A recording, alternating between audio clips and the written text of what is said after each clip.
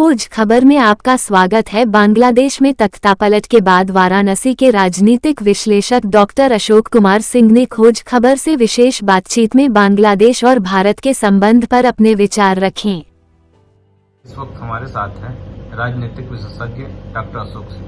Doctor साहब, बांग्लादेश में जो घटनाएं घटी हैं, इसको लेकर आप क्या कहना चाहते हैं? देखिए, बांग्लादेश को आजाद कराया हिंदुस्तान ने और उस समय से लोग लगे हुए हैं कि किसी तरह से संबंध जो है उस देश से जो है बढ़िया बना रहे। मुजीबुर रहमान जी थे, चूंकि आजादी उनके समय में मिली तो उनका परिवार जो है पूरा भारत से जुड़ा हुआ था, एक आत्मीय लगाव हो गया था, क्योंकि उन लोगों को बहुत लोग मारे गए थे। सिर्फ यही शेख हसीना जी थी जो विदेश में थी, इसलिए बच गए थे।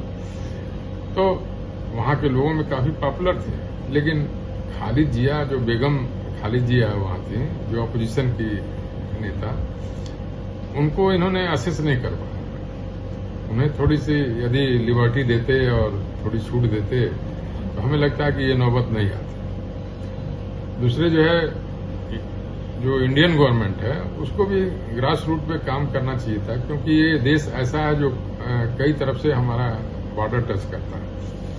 तो इस देश की भौगोलिक स्थिति ऐसी है कि उसको हमारे साथ अच्छा संबंध होना बहुत आवश्यक है। आप देखिए ही पहले बांग्लादेश में जो कुछ हुआ, सारे जो है आज बंगाल में हमें लगता है कि 30% 40% आबादी बांग्लादेशियों की है, जिसके सहारे टीएमसी जो है चुनाव जीत रही है। और इसीलिए बहन जी जो है अपना लगी रहती हैं कि कहीं इन सबों को कोई बाहर न कर दे, भाजपा वाले कहीं बाहर न करें, फिर बांग्लादेश न भेज दें, क्योंकि वही इनका मजबूत वोट बैंक है जिनको ये सपोर्ट की हुई हैं और प्रोटेक्शन दे रहे हैं। अभी फिर संख्या बढ़ेगी, अननेसेसरी भारत पर एक लोड बढ़ेगा। ऐसे ही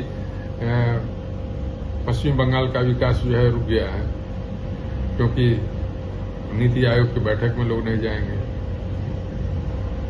हमेशा एंटी काम करेंगे।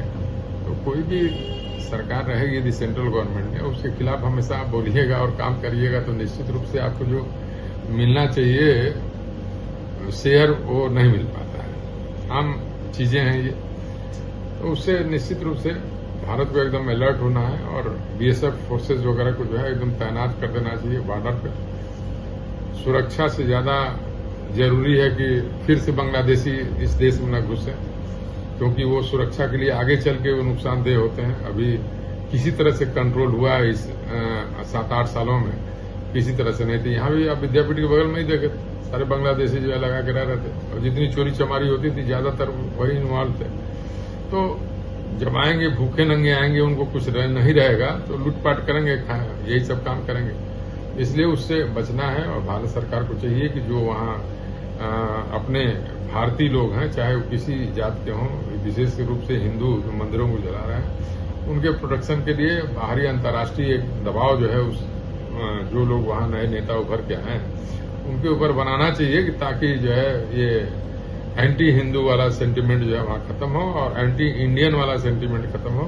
भारत को अगली सरकारों से भी वैसा ही संबंध रखना चाहिए जैसा वो शेख हसीना के समय।